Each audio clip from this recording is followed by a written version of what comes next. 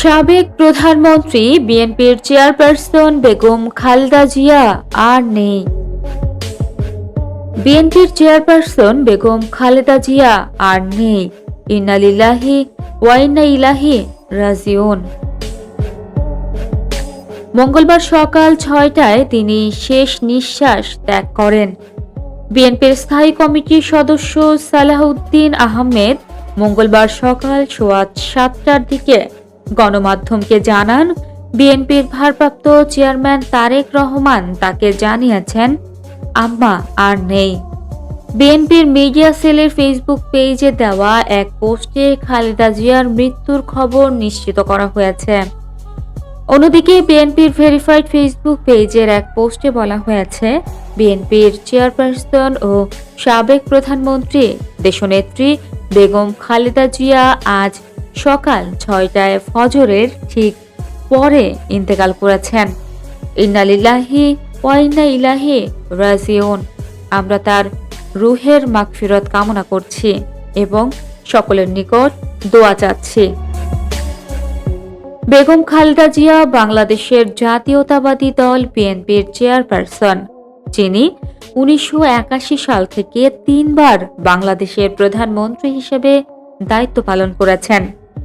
তিনি দেশের প্রথম নারী প্রধানমন্ত্রী এবং মুসলিম বিশ্বের দ্বিতীয় নির্বাচিত নারী সরকার প্রধান।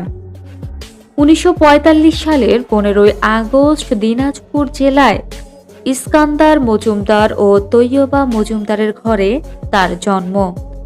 তার বাবা ভারতের জলপাইগুড়ি থেকে দেশভাগের পর তৎকালীন পশ্চিম পাকিস্তানে চলে আসেন। তাদের আদি বাড়ি ফেনীতে। তিনি দিনাজপুর সরকারি বালিকা উচ্চ বিদ্যালয়ে এবং পরে সুরেন্দ্রনাথ কলেজে পড়াশোনা করেন।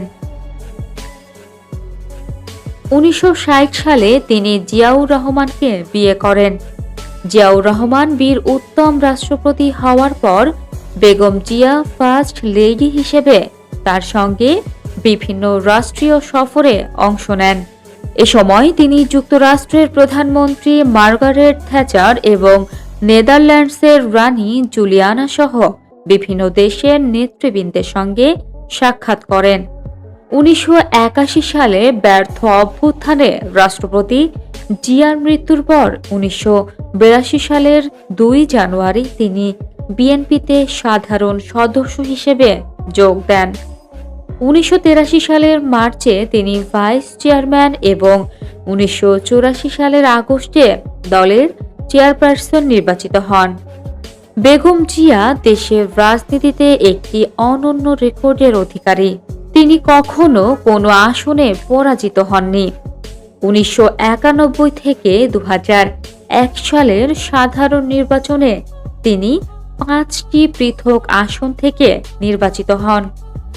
২০০৮ সালের নির্বাচনেও তিনি প্রতিদ্বন্দ্বিতা করা ৩টি আসনেই বিজয়ী হন।